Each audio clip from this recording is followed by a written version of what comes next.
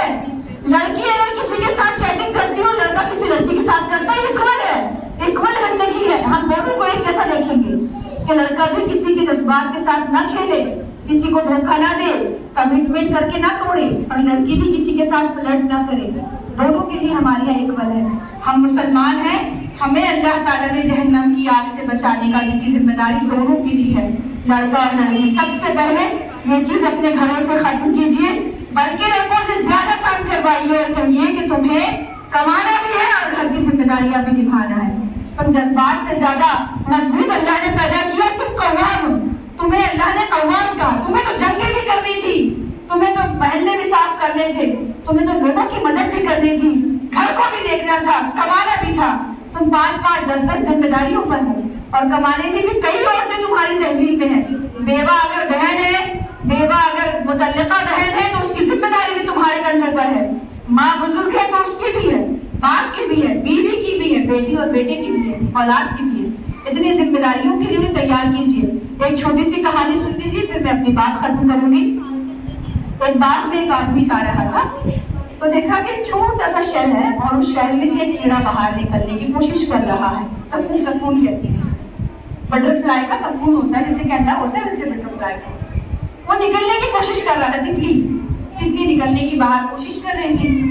تو یہ آدمی دیکھ کر رک گیا کہ یہ کیوں نکلنے کی کوشش کر رہی ہے. پھر دیکھا نکلتے نکلتے اس نے بہت کوشش کی, تھک ہار کر بیٹھ گئی. اب وہ چونکہ ایسے ہی چمکیلا ٹرانسپیرنٹ سا ککون تھا جس میں سے دکھائی دے رہا تھا, اس نے لایا اور لا کر ایک لکڑی لیا, اور لکڑی سے وہ ککون توڑ دیا تاکہ وہ ٹوٹ جائے اور تتلی باہر نکل جائے, تتلی کا بچہ. جیسے ہی اس نے اس کو توڑا, تتلی کا بچہ باہر نکلا. لیکن اب وہ تتلی کا بچہ کبھی نہیں اڑے گا. کیوں؟ کیونکہ جو نکلنے کی مشقت سے اس کے پر مضبوط ہونے والے تھے وہ ہمیشہ کے لیے ختم ہو گئے.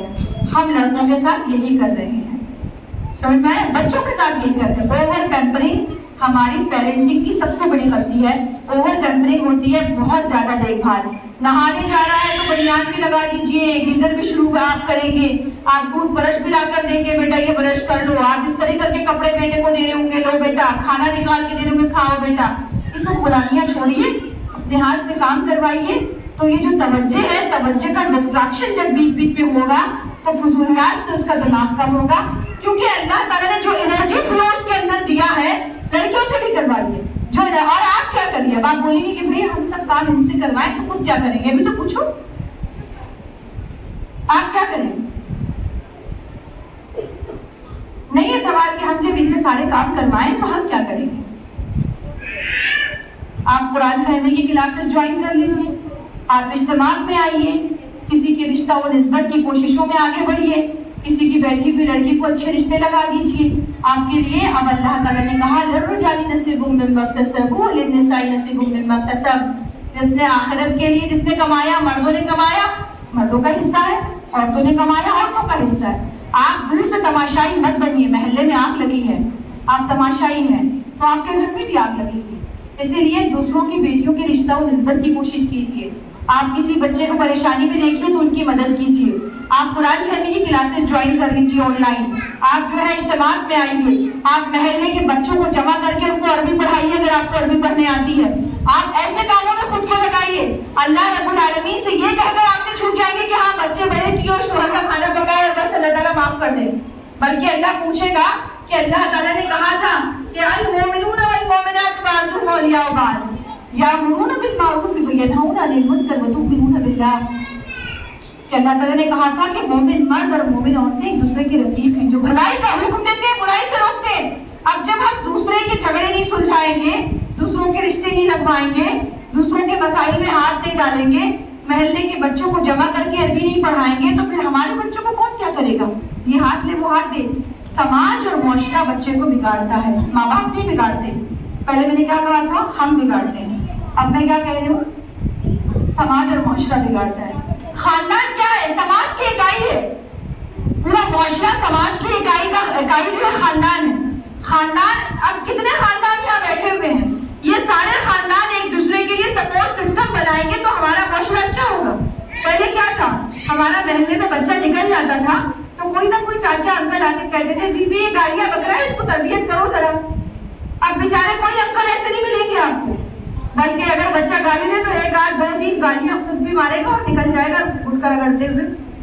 کوئی کچھ نہیں بول رہا ہے کسی کو, کوئی کسی کے اس میں نہیں بول رہا, بلکہ بولا گیا کوئی کسی کے اس میں نہ بولے, سب کو اپنے حال پہ چھوڑ دے. ایسا مسلمان سماج نہیں ہوتا. مسلمان سماج برائی دیکھا ہے تو دور کرتا ہے. مسلمان انسان مومن کو اللہ نے کہا اگر راستے میں تکلیف دہ پتھر یا کانٹا ہو تو اس کو اٹھا کر ایک طرف کر دے. یہ مسلمانوں کو حکم ہے. مسلمان تماشائی نہیں ہوتا. مسلمان دوسروں کے تماشا دیکھ کر خوش ہونے والا نہیں ہوتا.